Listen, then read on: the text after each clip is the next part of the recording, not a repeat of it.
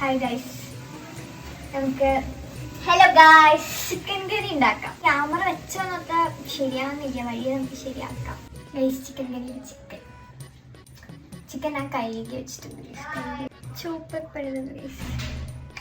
Chopper പണിതുകൊണ്ട് തന്നെ ഞാൻ ഉള്ളി സവോളയൊക്കെ എൻ്റെ കൈകൊണ്ട് തന്നെ അരിഞ്ഞെടുക്കുമായിരുന്നു ഗസ്റ്റ് ചെയ്തിട്ടുണ്ടായിരുന്നത്. ചിക്കനിൽ മുളക് പൊടി, മഞ്ഞൾപ്പൊടി, ചിക്കൻ മസാല, ഉപ്പിട്ട് കുറച്ചേരം മാറ്റി വെച്ചിട്ടുണ്ടായിരുന്നു. പാനിലോട്ട് വെളിച്ചെണ്ണ ഒഴിച്ചിട്ട് പെരിഞ്ചീരകവും വെളുത്തുള്ളിയും കൂടി മൂപ്പിച്ച് വെച്ചിട്ടുണ്ടായിരുന്നു. അതിലോട്ട് സവോളയും ചെറിയുള്ളിയും പച്ചമുളകും കൂടി നല്ലോണം വഴറ്റിയെടുത്തു. അതിൻ്റെ ഇടയ്ക്ക് ഞാൻ തക്കാളിയും കൂടി ആഡ് ചെയ്തിട്ടുണ്ടായിരുന്നു. അത് ഞാൻ പക്ഷേ വീഡിയോ എടുക്കാൻ മറന്നുപോയി ഗൈസ്.